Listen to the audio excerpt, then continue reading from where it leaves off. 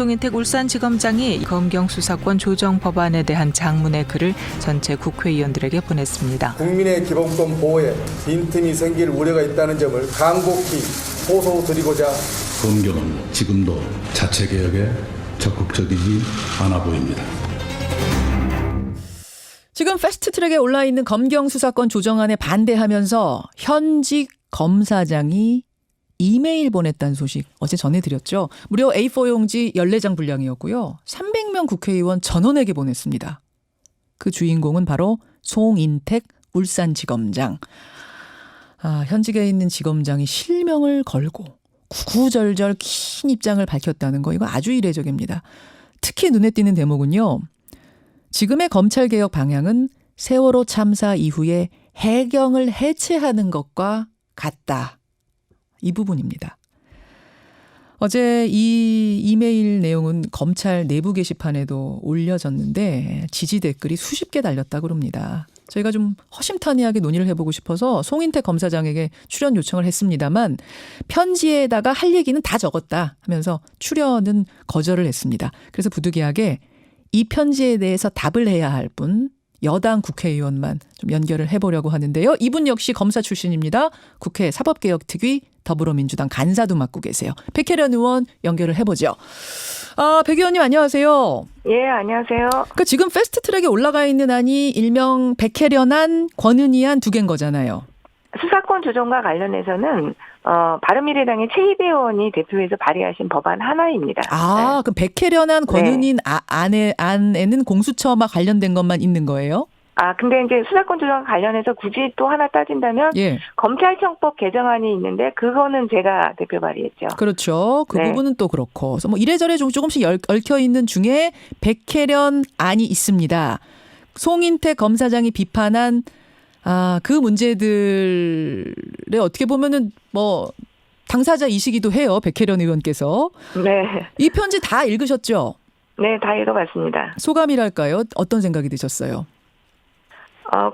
기본적으로 검찰의 어떤 현 상황 그리고 그런 것들에 대해서 쓰셨는데 근본적으로는 저는 검찰 우위의 사고에서 벗어나지 못한 전반적인 문제의식이었고요. 구체적으로 개혁 방안과 관련해서 제시한 9가지 방향도 여러 가지 헌법적인 쟁점이라든지 법률적인 문제에 대해서 그다지 고민은 깊지 못했다는 생각이 들었습니다. 고민이 깊지 못했다. 그리고 경찰보다 검찰이 우위라는 사고방식을 가지고 쓴 이메일 아니냐 이런 생각? 네. 그리고 지금 300명의 국회의원에게 보낸 방식도요. 정말 굉장히 이례적이고 부적절한 방식이라고 봅니다. 사실 부적절하다고 보세요? 이례적인 건 맞는데 부적절하다고 보십니까? 사실 아직 공직에 몸담고 계시는 검사장의 입장이시고요. 검찰의 입장이라는 것은 이미 검찰총장이 여러 가지 형태로 밝힌 것입니다. 그런데 그것을 또 개인의 자격으로 그렇게 한다고 하는 것은 저는 공직자로서 올바른 자세는 아니라고 생각합니다. 이야기할 것이 있으면 검찰 내부에서 합의를 해서 대표가 대표로 말하는 것이 맞는 방법 아니냐. 알겠습니다. 그러면 저희가 송인택 지검장한테 출연 요청했습니다만 그분이 어렵다고 밝히셔서 그 입장을 좀 대신 전하고 백 의원의 답을 듣고 이렇게 해보죠. 핵심 내용들. 우선 그동안 검찰의 과오는 인정한다. 특히 공안수사나 특수수사처럼 검찰이 정치하고 결합하는 거 이게 문제였다. 그거 개혁 필요성 인정한다. 그런데 환부는 그 부분인데 환부가 아닌 멀쩡한 검사제도 자체에 지금 칼을 대고 있다. 엉뚱한 처방이라는 거거든요. 어떻게 보세요? 저는 검찰개혁이 논의되는 게 어떤 몇몇 특별수사나 공안수사가 잘못되어서만이 아닙니다. 그 부분으로 촉발된 부분도 있지만 근본적으로는 검찰이 가지고 있는 무소불위의 권한에 대한 문제인 것이고요. 그래서 그것을 해결하기 위해서 수사권 조정 논의가 시작된 겁니다. 그러니까 수사의 98%가 경찰에서 이루어지고 있는데 실제로 수사와 관련해서 경찰이 가지고 있는 권한은 형사소송법상의 수사개시권 단 하나입니다. 그러니까 현실과 법률 조항이 사실 매치가 되지 않고 있는 것이죠. 그렇기 때문에 현실적인 수사의 현실을 형사소송법의 권한과 책임에 맞게 분배하는 과정이 바로 이 수사권 조정 논의라고 생각하고요. 그거에 맞춰서 수사권 조정 논의는 이루어졌고 단지 그 공안 수사와 특별 수사 같은 부분에 대해서도 예. 개혁이 필요하기 때문에 예. 직접 수사의 제한 문제 이런 것들이 나오게 된 겁니다. 이제 지금 수사 개시권 하나만 경찰이 가지고 있는 이 어떻게 보면 힘의 균형을 좀 맞춰보자라는 말씀을 지금 하셨는데 그 부분을 송인태 검사장은 뭐라고 했냐면 경찰이 검사 지휘 받지 않고 수사를 종결해 버릴 수 있도록 수사 종결권을 경찰한테 줘버리면 그 과정에서 수사를 더 해야 하는 건데 그냥 묻혀버리면 어떡하느냐. 물론 그 보완책으로 검찰이 재검토하라고 요청할 수 있는 이런 제도를 두긴 한다지만 현실적으로는 불가능하다. 종이로서 낸 그 종결 보고서를 보고 이게 수사를 더 해야 될 건지 아닌지를 검찰이 판단한다는 건 비현실적이다라는 얘기를 썼더라고요. 그건 어떻게 생각하세요? 그렇게 쓰지는 않고요. 먼저 제가 송인태 검사장이 제일 불편했다고 한 부분을 그러니까 직접 업문으로 읽어드릴게요. 이 부분이 저희가 어제 송인태 검사장과 전화 통화를 오래 했습니다. 물론 이제 이분이 출연은 고사했습니다만 그런 부분을 제가 다 넣어서 질문을 지금 드린 겁니다. 예. 지금 경찰에서 1차 수사 종결권을 가지는 부분은 예. 전체 수사권 중에 굉장히 일부분입니다. 대부분의 사건은 경찰에서 기소 의견으로 송치하는 사건은 모두 검찰에 가는 것이죠. 그리고 그중에서 1차적으로 혐의 없음 종결되는 사건은 예. 굉장히 사건 중에 일부분이라는 말씀을 드리고요. 그리고 지금 이미 검찰에서 경찰에서 조사해가지고 예. 검찰에서 그대로 종결하는 무혐의 사건이 또 대부분입니다. 지금도? 그러니까 굉장히 소수이고요. 경찰에서 혐의 없음 종결된 사건조차도 검찰에 가져가서 그 기록을 다 잊게 됩니다. 증거와 포함해가지고요. 수사 종결을 그렇다고, 경찰이 시키더라도 검찰이 다 읽게 된다, 증거까지. 네, 다 가져갑니다. 60일 동안 그 기록을 다 검토하게 되는 겁니다. 예. 그렇다면 그 수사 과정에서 문제가 있었던 부분 그리고 법률적인 판단이 잘못된 부분들에 대해서는 검찰에서 시정할 수 있는 단계가 다 있는 겁니다. 그렇기 때문에 저는 검찰의 이 주장은 정말 검찰 입장에서 바라보는 입장이지 실제로는 경찰이 무슨 사건을 그냥 덮어버리고 이럴 수 있는 구조라는 거는 상식적으로 말이 되지 않는 주장이라고 생각합니다. 이런 얘기도 지금도요 대부분 경찰에서 사건을 암장할 수 있다고 하는데요.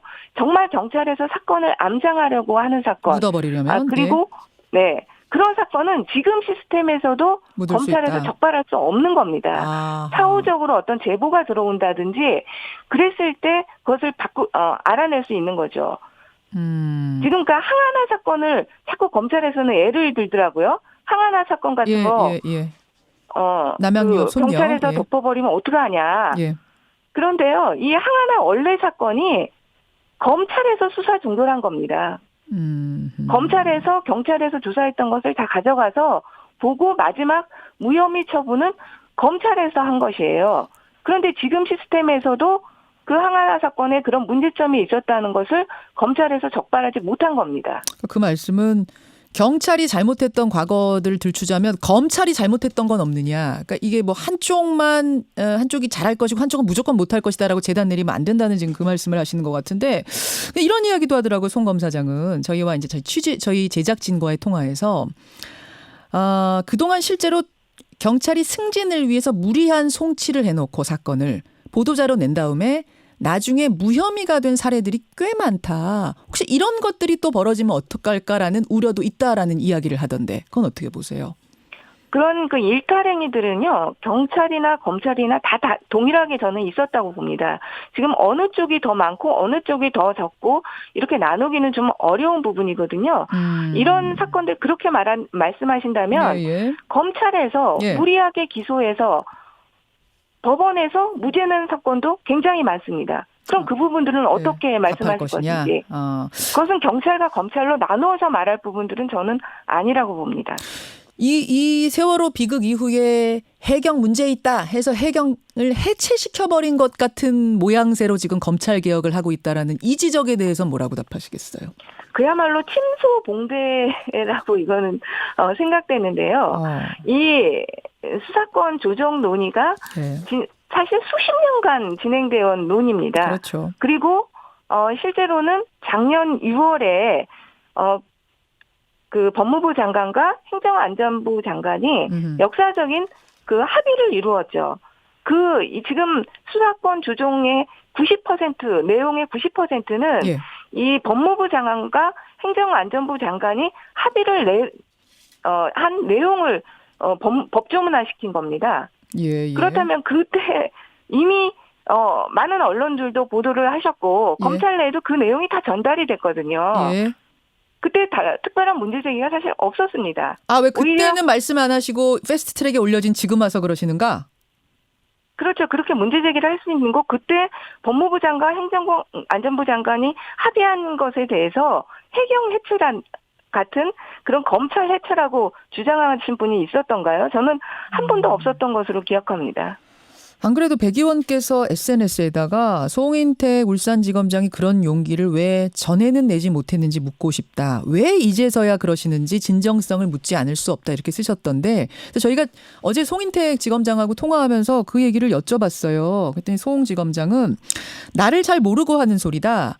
평검사 때부터 검찰 개혁에 대해서 꾸준히 문제 제기를 해온 사람이다. 그러니까 지금 첫 목소리 내는 거 아닌데 계속 나의 목소리는 묻혀오다가 이 끝까지 와버리니 이제는 이런 방법으로라도 문제 제기를 해야 되겠다라고 결심을 하셨다는 거거든요.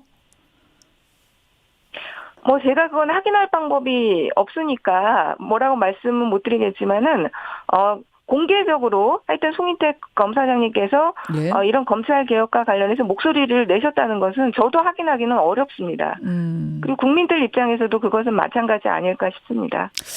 그래요. 이게 하여튼 송 지검장의 이번 이 이메일이 어떻게 보면 검찰 사이에서 실명을 걸고 나온 현직 검찰에서 실명을 걸고 나온 첫 사례이기 때문에 지금 파장이 상당히 있는 건데 백 의원님 패스트트랙에 올랐다고 논의가 끝은 아니고 논의를 하면 되는 거죠? 그렇습니다. 지금 저희는 수차례 말을 했지만 패스트트랙은 출발점이고 그리고 지금 자유한국당에서도 뒤늦게 당론으로 형사소송법에 대해서 개정안을 발의를 하셨거든요. 그러니까 그런 부분들 그리고 검찰에서 또 문제 제기하는 부분들 중에서 참조할 부분들이 있으면 같이 논의해서 합리적인 대안 해결책을 찾으려고 하고 있습니다. 예, 저희가 사실은 검경이 한 번에 나와서 좀 토론하는 자리를 만들어 보려고 여러 번 추진을 하고 있는데 잘 성사가 안 돼요. 그래서 자꾸 이렇게 한쪽 의견만 따로따로 듣게 되는 게 좀 유감이고 하여튼 양쪽에서 다 적극적으로 나와서 논의하는 자리가 마련됐으면 좋겠습니다. 오늘 고맙습니다. 네, 감사합니다. 더불어민주당 백혜련 의원이었습니다.